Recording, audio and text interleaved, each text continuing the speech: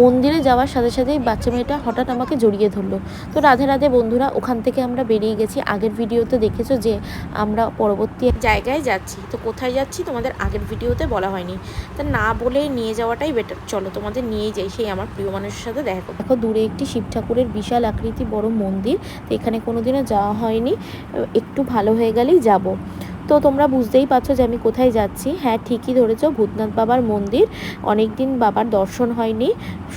যখন ভালো ছিলাম তখনও যেতে পারিনি, অনেক কাজের চাপ ছিল তাই জন্য। আর এখন তো কোনো কথাই নেই, তাই হঠাৎ ভাবলাম যে বাগবাজার এসছি, চলো একটু দেখাই করে নিই বাবার সাথে, অনেকদিন দেখা হচ্ছে না। যারা আসো তারা জানো যে প্রত্যেক বছর শ্রাবণ মাসে এই মেলাটা বসে।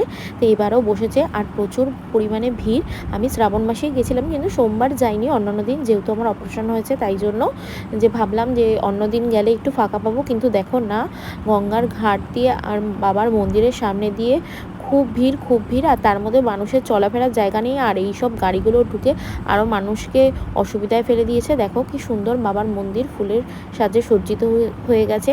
আরও ভেতরটা সুন্দর লাগছিল, ভেতরটা তোমাদের পরে একটু দেখাচ্ছি। এখান থেকে যেতেই আমাদের অনেকটা সময় লেগে গেছে, এই যে গাড়ি আর মানুষের জন্য। ওই দেখো বাবা বসে আছে, আসছি তোমার কাছে। তারপর একটা ভালো দোকান থেকে বাবার জন্য জল কিনে নিলাম, মাথায় ঢালবো করে।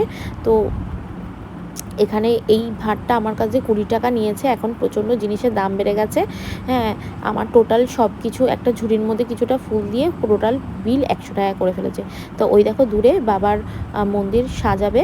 আর শ্রাবণ মাসে আসলে আরও রেলিং বাই রেলিং, তখন প্রচুর ভক্ত আসে, তাই জন্য লাইনের ব্যবস্থা হয়ে যায়। এখন একটু চাপটা কম ছিল বলে তাই জন্য আমরা সরাসরি ঢুকে যেতে পেরেছি, নালে এই রেলিংয়ের মাধ্যমে ঘুরে ঘুরে আসতে হয়। তারপরে দেখছি বাবার জন্য জল আর দুধের ব্যবস্থা করেছে। তা আমি বললাম কিসের জন্য, ওনারা বললো যে এটা বাবার আরতি হবে তার জন্য। দেখো ভেতরে নাম কীর্তন হচ্ছে, আর কি সুন্দর করে মন্দিরটা সাজিয়েছে ফুল দিয়ে, এত সুন্দর লাগছে। ভেতর যেতেই পারছিলাম না, একেতেই ঠেলাঠেলি করা যাবে না, ভাবলাম ফাঁকা থাকবে বাবার কাছে একটু প্রাণ ভরে দর্শন করব, ওই যে বাবা, কিন্তু পারলামই না। যাই হোক, যেটুখানি পেরেছি আর কি, একটু ছুঁড়ে ছুঁড়েই জলটা দিয়েছি, কিছু করার নেই, ক্ষমা করে দিতে বলেছি বাবাকে, যে আমি তো ওইভাবে পাচ্ছি না, কারণ আমার সবাই একটু উঁচু হয়ে পেটে চাপ দিয়ে দিচ্ছে বাবাকে জল, কিন্তু আমি পারলাম না, যেহেতু আমার পেটে অপারেশন রয়েছে তাই জন্য যতটা পেরেছি বাবাকে ভক্তিমনে ডেকেছি।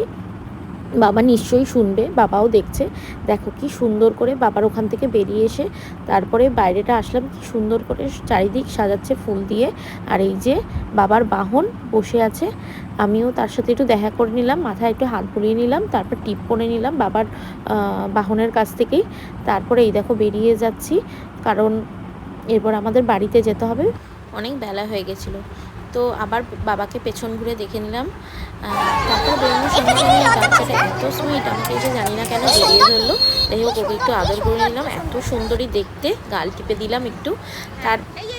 তারপরে গাড়িতে উঠে বাবাকে টাটা দিয়ে আসবো সুস্থ হলে, এই বলে বাবার কাছে বেরিয়ে পড়লাম। তো তোমরা দেখলে কোথায় আমি